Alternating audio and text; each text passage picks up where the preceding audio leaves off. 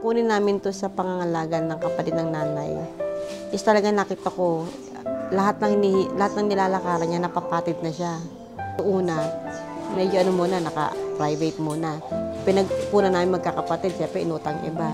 Pero yung may isang organization na inilapit kami din sa Suchi, na di natugunan na yung problema ng left at saka right, okay na. Kaya normal na siya ngayon. Calvin.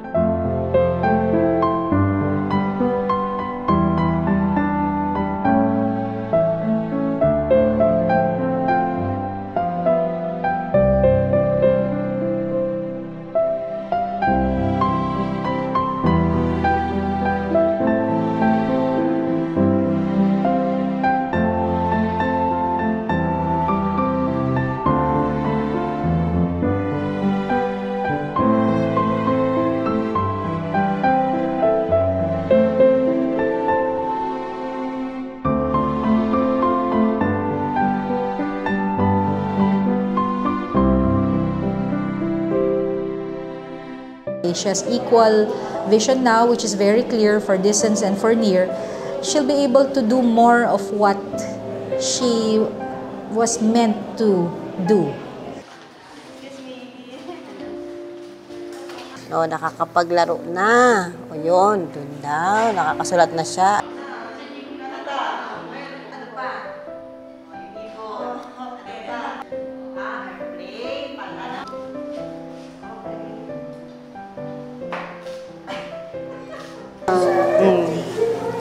Happy.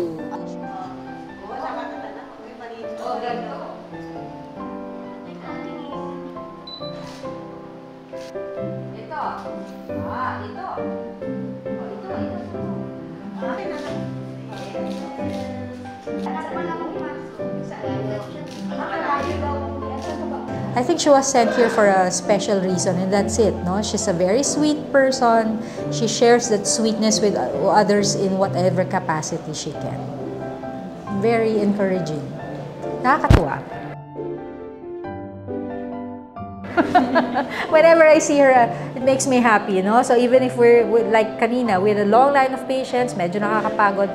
But when I saw her peeping, biglang lahat kami sa room, happy na kami, di ba? Very thankful and grateful ako kasi natagpuan namin itong isang organization na kung saan talaga tumutulong sa mga may problema pagdating sa eyes.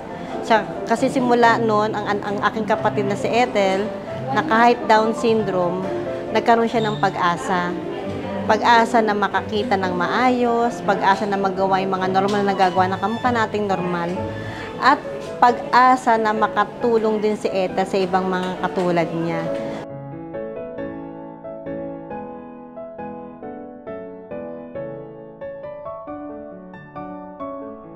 Gusto ko sanang gawin si Ethel inspirasyon sa mga katulad niyang may Down syndrome o mga PWD na talagang habang may buhay, may pag-asa.